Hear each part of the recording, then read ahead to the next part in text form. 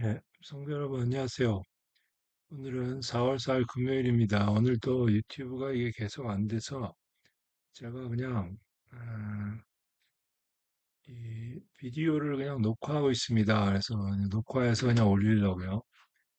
예, 이게 지금 유튜브가 이상하게 계속 안 돼요. 좀 이상하더라고요. 예, 이게 왜 안 되는 건지는 잘 모르겠습니다. 어, 어떨 땐 되고 어떨 땐 안 돼요. 근데 어제부터는 계속 안 되네요. 그래서 그냥 오늘은 한 몇 번 하다가 어제는 7번 해도 안 돼서 관뒀고 오늘은 한 4번쯤 하다가 관뒀습니다. 에, 앞으로 그냥 비디오 녹화해서 올려야 되겠습니다. 지금 이게 왜 안 되는지 잘 모르겠어요. 지금 이제 한국 시간 4월 4일 굉장히 중요한 일이 있었죠. 우리 한국 대통령 탄핵 심판에서 결국 대통령 파면이 선고됐습니다.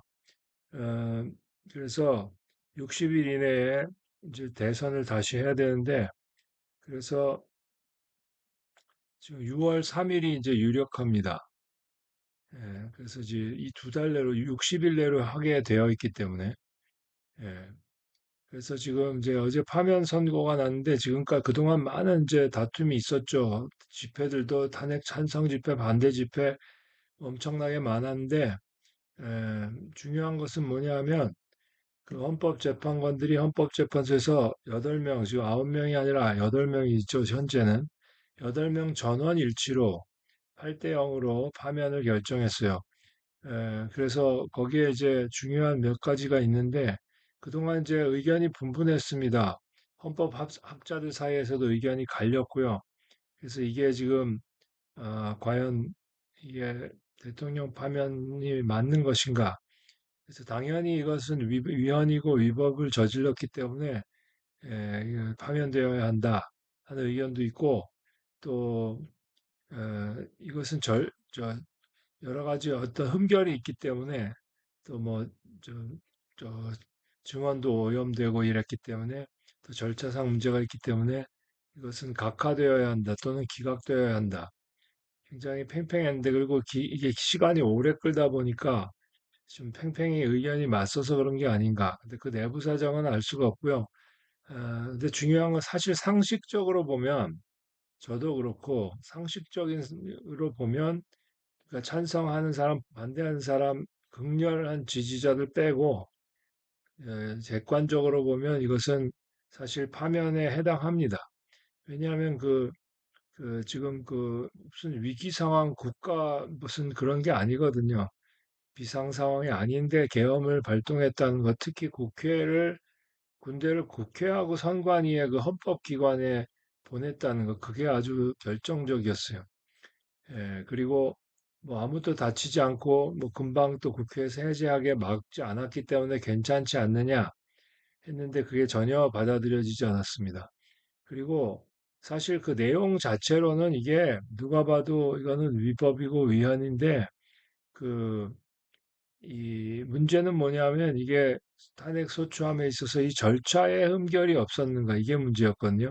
헌법재판관들은 다 그것도 문제가 없다고 봤고요. 더욱 중요한 것은 8명 전원이 보수적이라고 평가되는 재판관들조차 다 어, 전원 별개 의견도 없고 소수 의견도 없고 전원 일치로 보충 의견만 있었습니다. 그래서 이게 지금 근데 이제 거기 판결문에 그러니까 이제 대통령이 계엄 선포를 한 것이 이제는 전 대통령이죠. 계엄 선포한 것이 왜 위법인가 할 때 근데 이제 대통령 측에서는 이제 이 야당의 그 입법 폭주로 행정부가 마비되고 또 그런 상황이기 때문에 이제 계엄을 발동했다 그러는데 그게 설득력이 약했어요. 그리고 그런데 그것을 인정했습니다. 야당이 일방적으로 했다는 것을 헌법재판소에서도 인정했어요. 그러나 그렇다고 해서 그것을 군대를 동원하는 계엄령으로 해결하려고 한 것은 잘못이라는 거죠.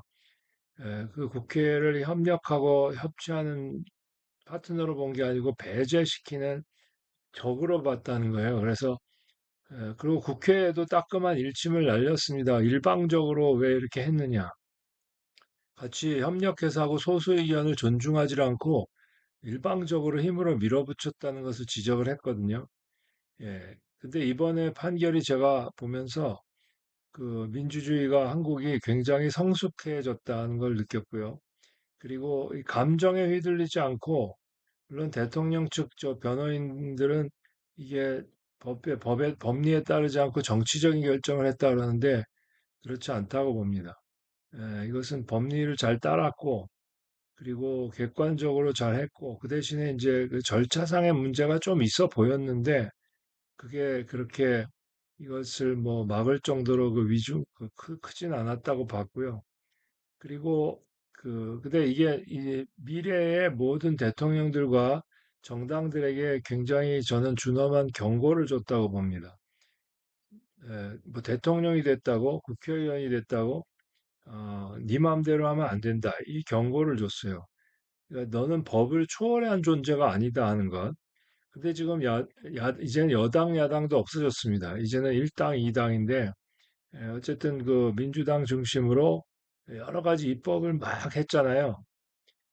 근데 그것은 법의 한도 내에서 이제 하는 거고, 그러면 법으로 그걸 막아야 되는데, 특히 그렇게 입법 폭주를 했다, 그래서 계엄했다 하는데, 그러면 그 입법 폭주를 막도록 자기 당이 국회의원 선거에서 많이 이겼으면 되었지 않았냐 이거예요. 그러니까 그렇게 이기지 못해서 자기들이 져서 국민들의 뜻에 의해서 뽑힌 국회의원들이기 때문에 국민의 뜻을 반하여서 이걸 했다는 거죠.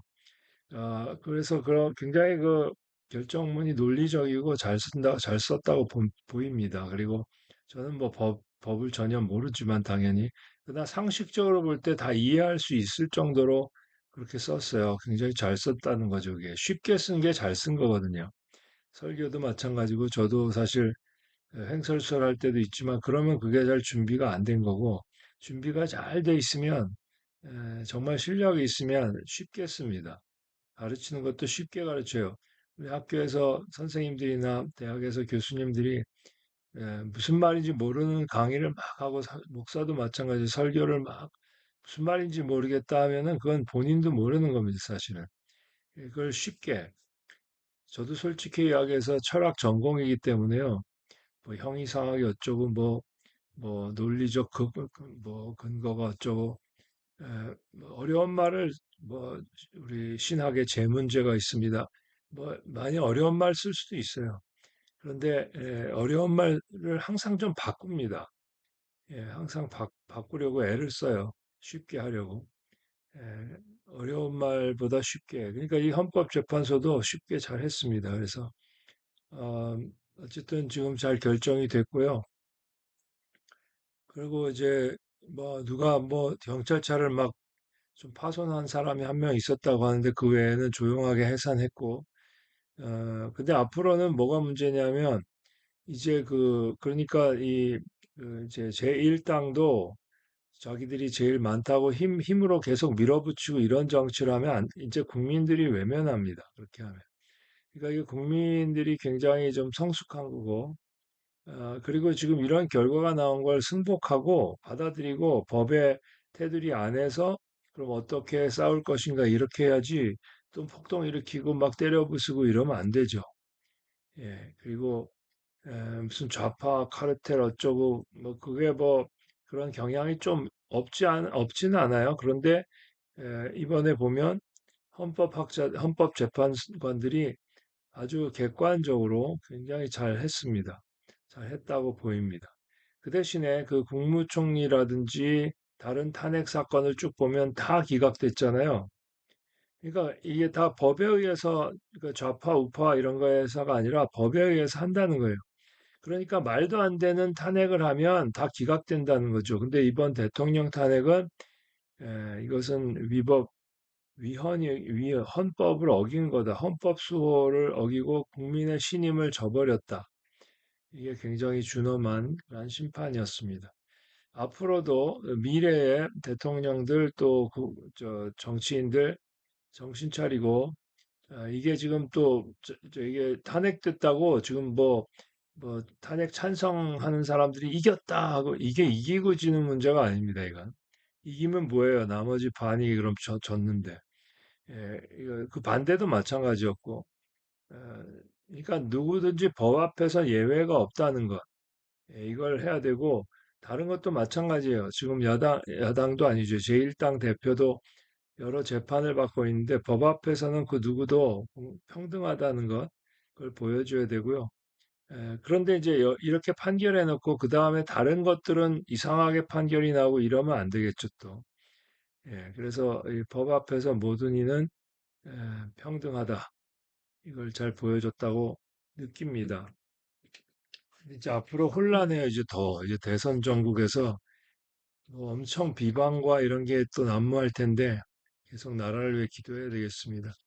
오늘은 민수기 9장 15절부터 23절인데 성막을 세운 날에 구름이 성막 곧 증거의 성막을 덮었고 저녁이 되면 성막 위에 불 모양 같은 것이 나타나서 아침까지 이르렀으되 항상 그러하여 낮에는 구름이 그것을 덮었고 밤이면 불 모양이 있었는데 구름이 성막에서 떠오르는 때에는 이스라엘 자손이 곧 행진하였고 구름이 머무는 곳에 이스라엘 자손이 진을 쳤으니 이스라엘 자손이 여호와의 명령을 따라 행진하였고 여호와의 명령을 따라 진을 쳤으며 구름이 성막 위에 머무는 동안에는 그들이 진영에 머물렀고 구름이 성막 위에 머무는 날이 오래일 때에는 이스라엘 자손이 여호와의 명령을 지켜 행진하지 아니하였으며 혹시 구름이 성막 위에 머무는 날이 적을 때에도 그들이 다만 여호와의 명령을 따라 진영에 머물고 여호와의 명령을 따라 행진하였으며 이걸 보면 이제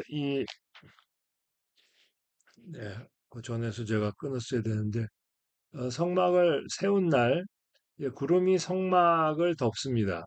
저녁이 되면 불 모양 같은 것이 나타났다 이렇게 돼 있어요.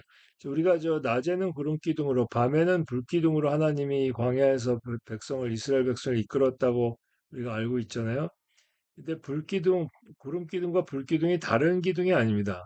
이제 해가 지면은 이제 저쪽에 있던 불 기둥이 쫙 와서 바톤 터치하고 구름 기둥이 저쪽으로 가 있다가 또 아침에 해가 뜨면 또 구름 기둥이 쫙 오고 불 기둥이 저 가서 바톤 터치하고 또 이런 게 아니고요. 그냥 같은 구름 기둥이에요. 구름 기둥 같은 것인데 거기에 그 밤에는 불이 나타났다는 겁니다. 하나님이 불을 밝혀주신 거죠. 그러니까 이게 밝기도 하고 또 에, 따뜻하기도 하고요. 예. 그러니까 이게 온기를 주는 겁니다. 우리 모닥불을 피면 그 주변이 굉장히 따뜻하죠. 주변에 앉아 있으면 그 앞에 뭐가 가리면 안 따뜻하지만 그런 것처럼 이 불기둥이 그 성막이 저 진의 가운데잖아요.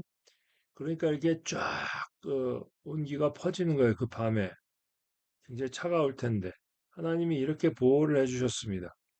근데 구름이 성막에서 떠오르면 구름이 있다가 쫙 떠올라요. 그러면 이스라엘 자손이 그걸 보고 이제 행진을 합니다. 그리고 구름이 딱 머물면 또 거기 서고 거기서 진을 치고 그러니까 항상 대기를 하는 거예요. 그러니까 이 이스라엘 사람들 구름이 어떨 때는 오래 있었고 어떨 때는 또 금방 뜨고 그랬단 말이에요.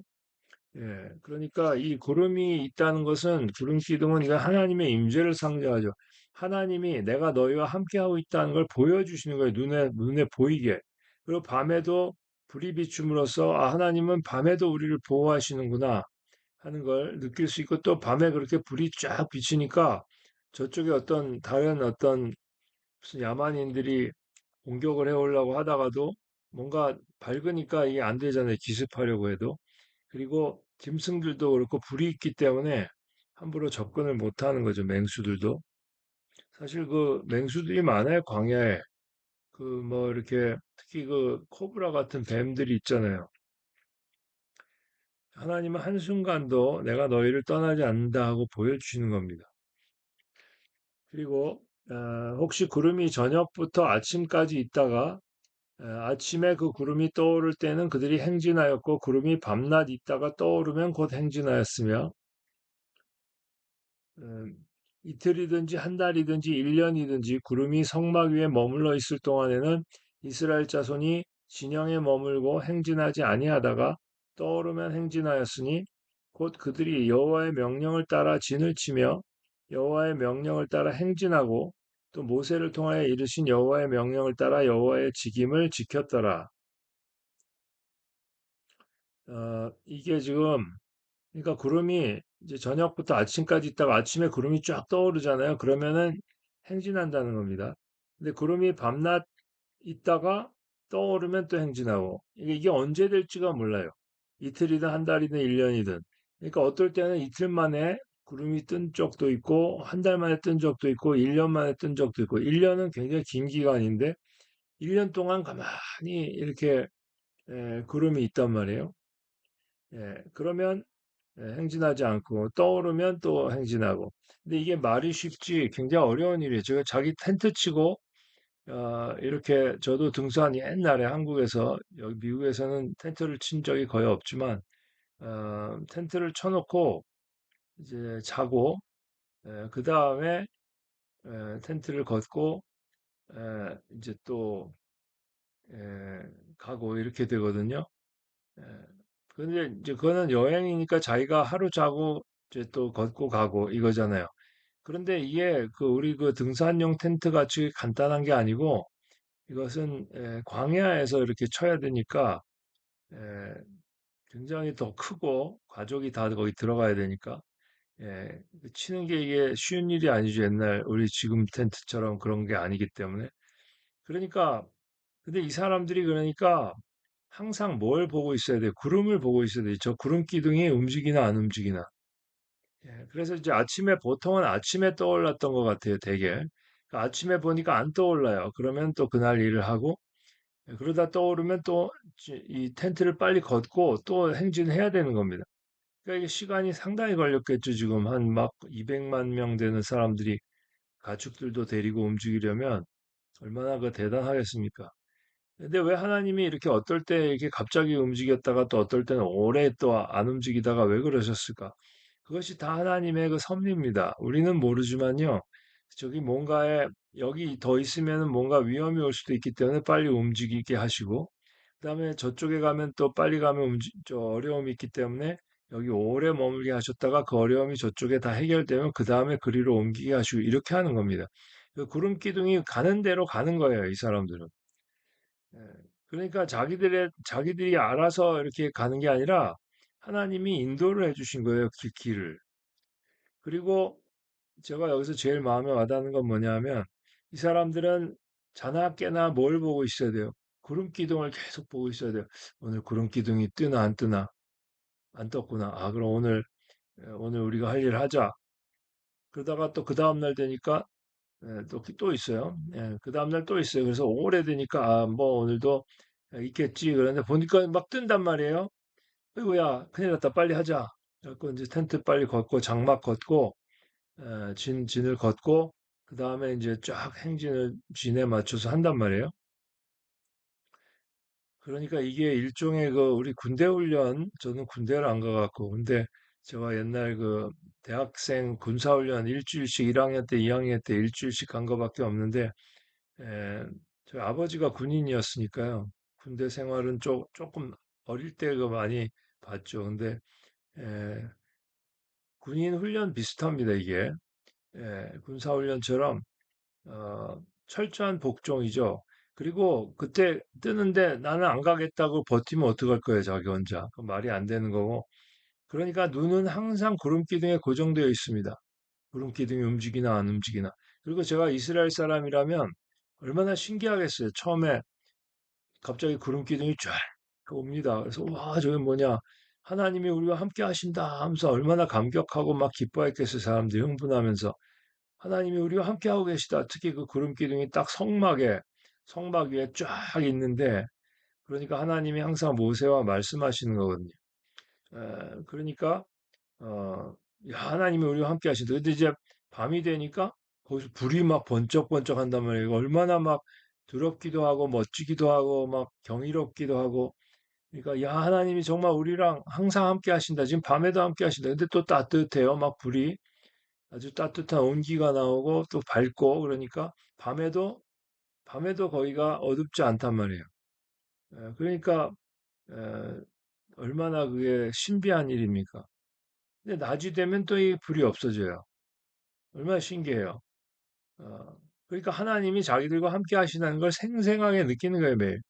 근데 그 구름이 또 쫙 뜬단 말이에요. 그럼 아, 하나님이 지금 우리 보고 이제 떠나라 하신다. 예.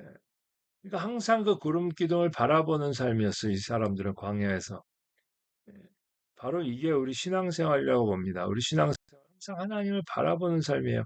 하나님이 움직이라 하시면 움직이고 서라 하시면 서고 이게 신앙생활인 거죠. 이게 그리스도인의 삶인 거죠. 제자의 삶이에요. 이게 바로 주님이 하라 하시면 하고 하지 말라 하시면 안 하고 가라 하시면 가고 서라 하시면 서고 이겁니다. 그러려면 어떻게 해야 돼요? 항상 이 주님을 바라보고 있어야 되죠. 항상 주님이 뭘 원하시나. 예, 가라고 직접 야 가라 하지는 않으시잖아요.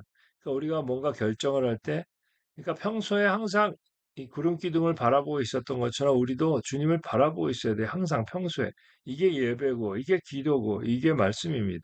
그래서 기도와 말씀에 우리가 힘써야 되고 그래서 예배를 빠지지 말아야 되는 거예요. 예배를 열심히 빠지지 않은 정도가 아니라 열심히 드려야 하는 겁니다. 그래야 하나님이 어디로 인도하시는지를 알죠. 구름 기둥을 안 보면요. 안 보고 있다가 구름 기둥이 막 올라가서 이제 떠나는데 자기 혼자 안 떠날 수도 있어요. 저 구석에 있다가 모르고 있다가 자고 있다가 그러다가 남들은 다 떠났는데 자기는 안 떠나고 그러면 어떡합니까? 그럴 수도 없었겠지만 예를 들자면 그렇다는 거죠. 그러니까 우리가 날마다 정말 하나님을 바라보는 삶으로서 하나님이 어디로 인도하시든지 하나님의 계획에는 실수가 없습니다. 오차가 없습니다. 우리가 당장 보기에는 이게 안 좋은 일 같아도요. 이게 안 좋은 게 아닐 수가, 이게 하나님이 하라고 하신 일은 안 좋을 수가 없어요. 뭔가가 다 있기 때문에 그런 겁니다. 지금 당장 어려움이 와도 이게 다 우리에게 유익하기 때문에 그걸 허락하시는 거예요, 결국은. 예. 그래서 지금 어려움이 닥쳤다 그러면 아, 하나님이 나를 크게 쓰려고 하시는구나 생각하면 맞습니다. 예. 그래서 날마다 매일 매 순간 우리 하나님을 바라보면서 하나님이 이끄시는 대로 따라가는 우리가 되길 바랍니다. 하나님 아버지, 항상 하나님을 바라보게 하시고 하나님이 어디로 이끄시든지 갈 수 있는 저희가 될 수 있도록 가라 하시면 가고 서라 하시면 서는 우리가 될 수 있도록 인도해 주시옵소서. 예수님의 이름으로 기도합니다. 아멘. 네, 오늘도 다들 주님 안에서 행복한 날 보내시고 목장 모임도 잘 하시고 내일 토요 새벽 예배 특히 다니엘 금식 기도하시는 분들 우리 같이 나오셔서 우리 팀별로 같이 서로를 위해서 기도할 수 있기를 바랍니다.